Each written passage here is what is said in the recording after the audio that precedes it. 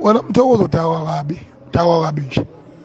Usungikhohliwe futhi hamba upetulise isini la ngegama lami. Shovanani kahle nina. Hamba uncenge isinqe senendoda ngegama lami mina.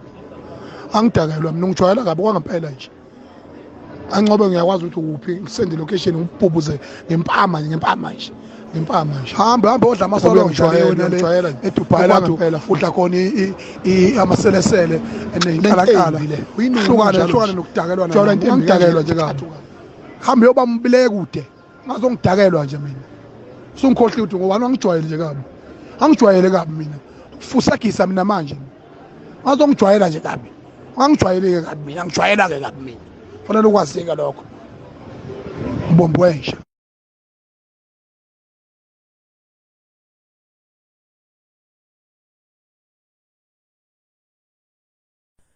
Masipala wasenqutha usilungisele lesi sibozo seposter.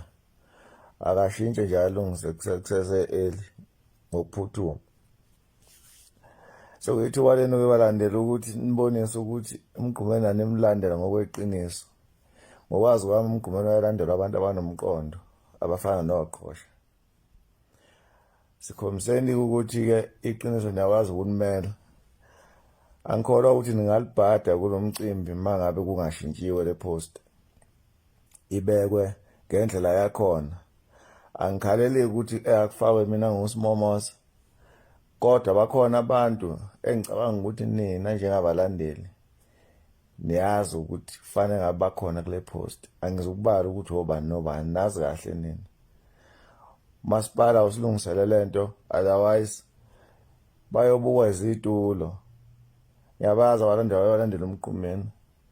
Babengazwani nento ebhedayo. So sicela uMasipala asilungisele la mawukuthi iphutha libe kuyena.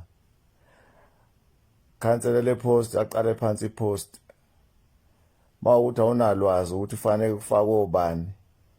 Befonele umndeni wawamqhumeni noma bexhumane nabantu ababesondelene kakhulu nomqhumeni ukuze kuzokwazeka ukuthi yiphi indlela okufanele benze ngayo ipost.